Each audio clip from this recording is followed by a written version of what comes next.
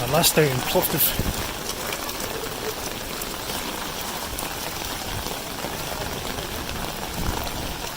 I was hoping to get a shot of the sunset with our buddy Alyosha.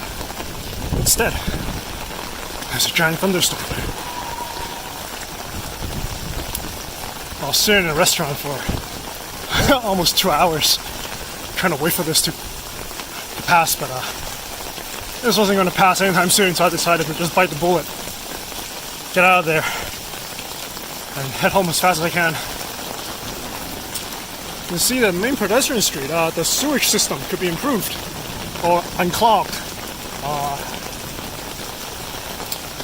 This water is pooling. But I think storms like these are not common here, so it's not exactly a huge problem for them. Except for days like this.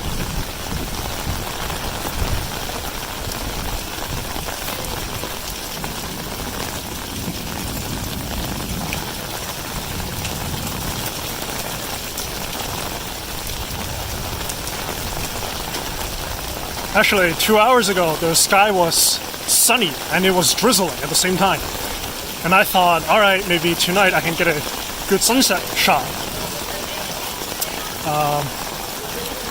But that's not happening. That's clearly not happening.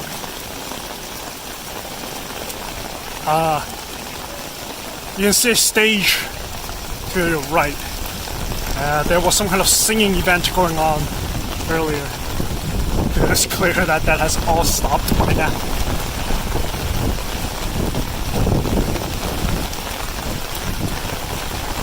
So we have to cross this puddle of water, this river. So let's do that. Okay.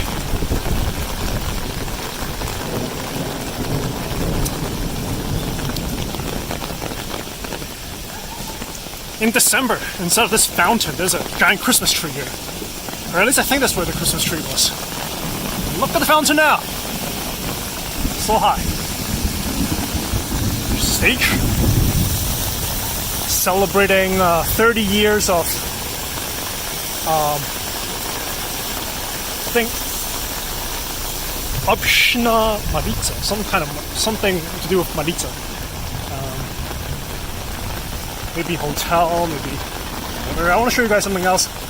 Here's some artwork from Children's Day, and so sad now, so drenched.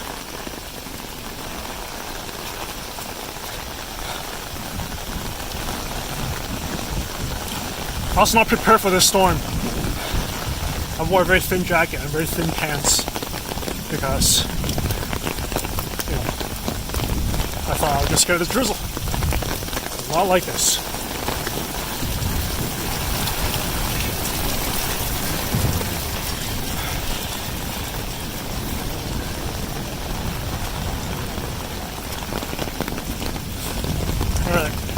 So let's see how badly flooded the park is.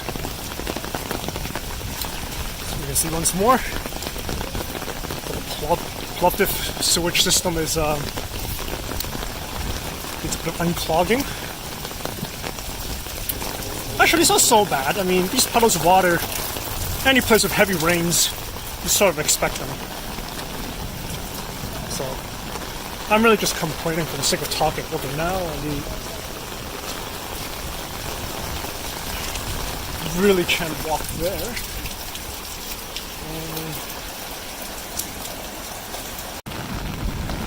Got past the puddle. In the distance you can see Alyosha looking down on us. He is facing us because he faces east and we're east of him right now. And the park is also all deserted now. It was bustling with people 2 hours ago.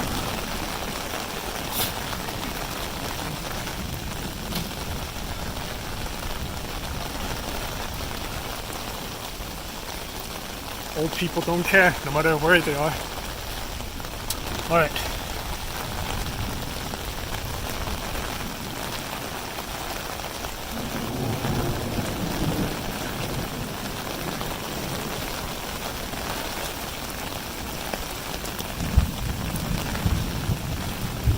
I think we go straight. Here's a nice monument to some very important Bulgarian, I guess. He has a EU plaque. Vasil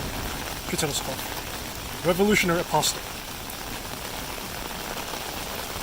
So one of the compatriots of Vasil Levski. Now that reminds me, today's June 2nd, and at noon something very interesting happened. There was a siren that sounded. And it's very similar to like the early warning system siren that we have in Berkeley. And it turns out what the siren was. So we can see it's all flooded there. So, and here and there. So I think we have to go this way. Follow these guys. What happened is that another one of these apostles, Plovdiv, died on June 2nd. And I'm told that all across the nation of Bulgaria, at noon on June 2nd, the siren sounds. And you're supposed to just stand up and pay your respects to the great man. So I did that. And to be honest, if you don't stand up, you do feel pretty awkward because everybody else around you stands up, like stops all their business and just stands while the siren sounded, which is like 15 seconds or something like that. 15, 30 seconds, maybe a minute. No more than a minute. And so, you know, if you don't stand, you're sticking out like a sore thumb.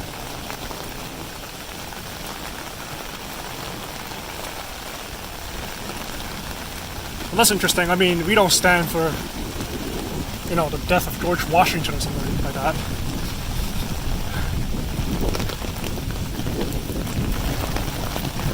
But we do have a national holiday, I guess. So it's a little more intense, depends on how you look at it.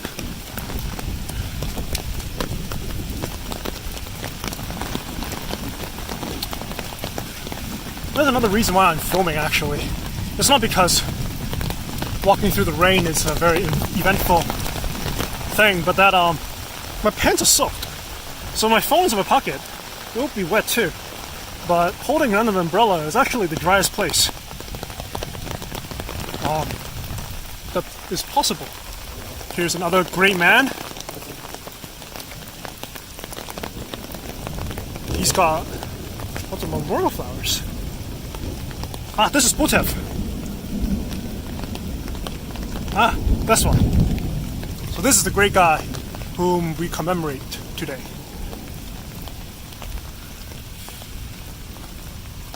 Let's take a bow. See, you all bowed with me? Alright. Let's go.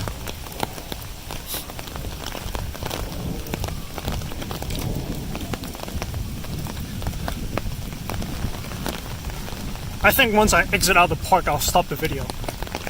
Because, you know, at least in the park, it's got some nice greenery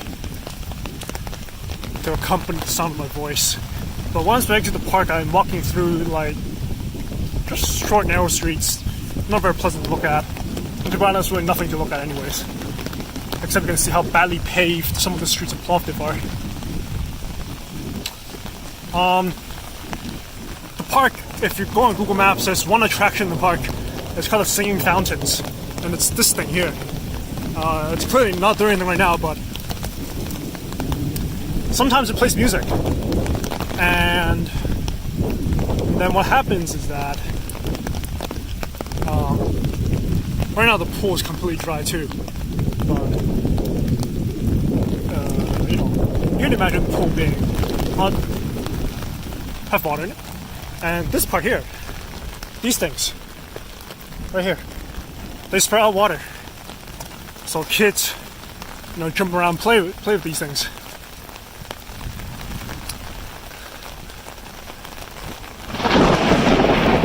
Oh, that's a big one. I am...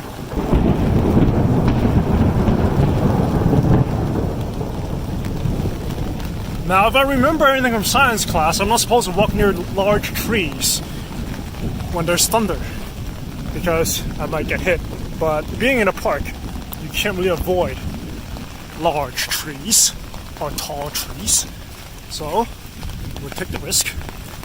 It is, we only have 30 seconds to go to exit the park. So hopefully in these 30 seconds, lightning doesn't strike. Alright, first of all though, shout out to these Echo shoes that I bought. Like, my feet are completely dry inside, and these shoes are like soaked from the outside. Really, really good purchase here. Buying these shoes before the trip. They're also like really light, so when you go hiking in them, it's pleasant. Oh my god, you see the pond. Alright, I'm not walking into that. I don't think, no matter how good these shoes are, I don't think it's gonna protect me from that shit. So, we're almost out of the park.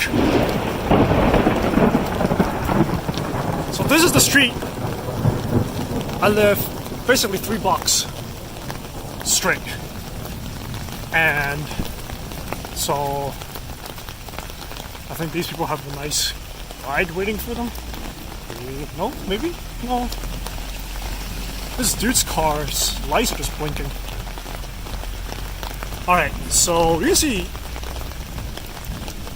the puddle, the pond here is where the cars drive. I have to cross this somehow.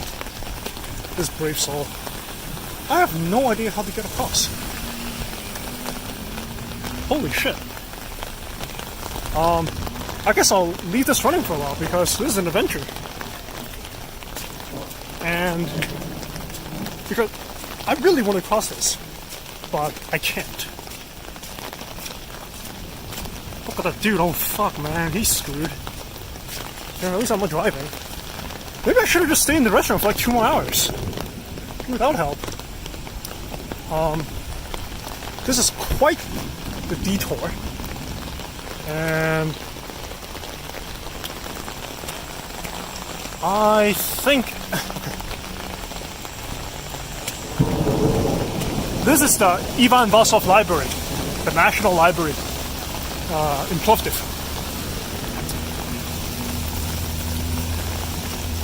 And you see, people are just, the people of Plovdiv are very nonchalant about the weather. If it's super hot, it doesn't matter.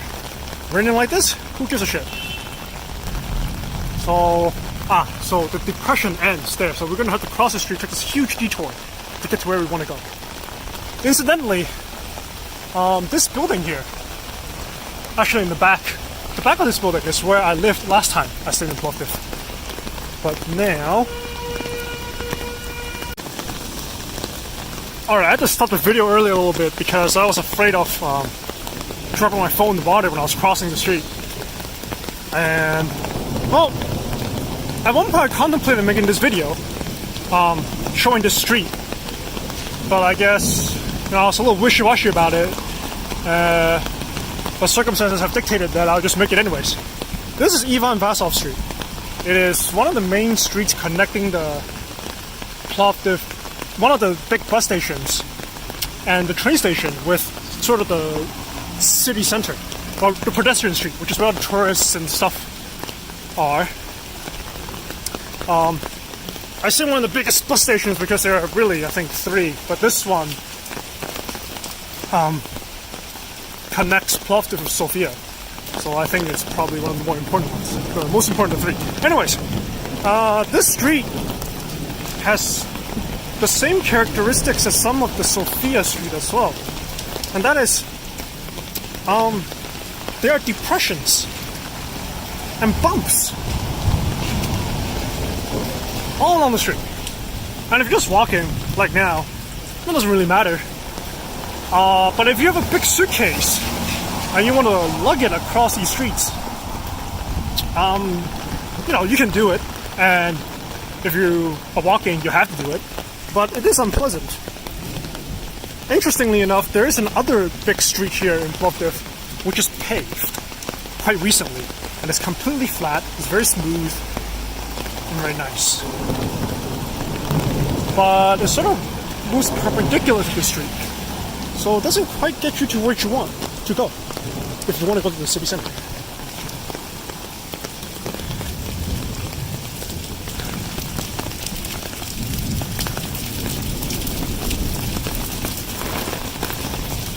So let's continue on. I guess I'll walk all the way back home with this video on and just start talking about random facts I learned about Bulgaria. I think by law you have to drive with the headlights on, even though it's like sunny outside and there's no clouds in the sky. So that's kind of interesting. See what else is there.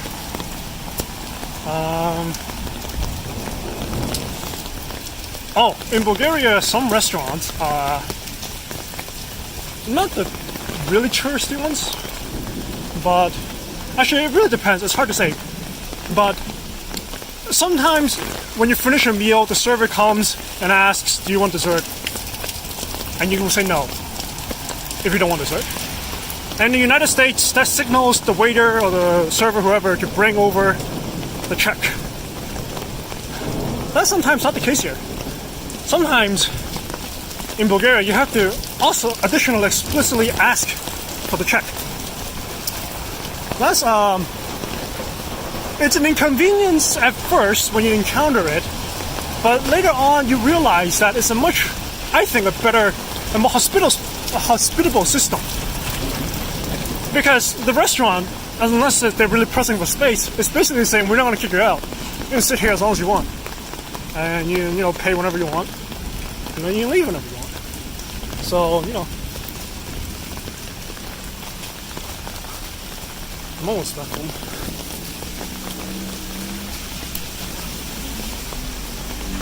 That yellow sign is where I live. We're almost there. Alright. So I made it to the front gate of my house, or my Airbnb. So let's end this video right now.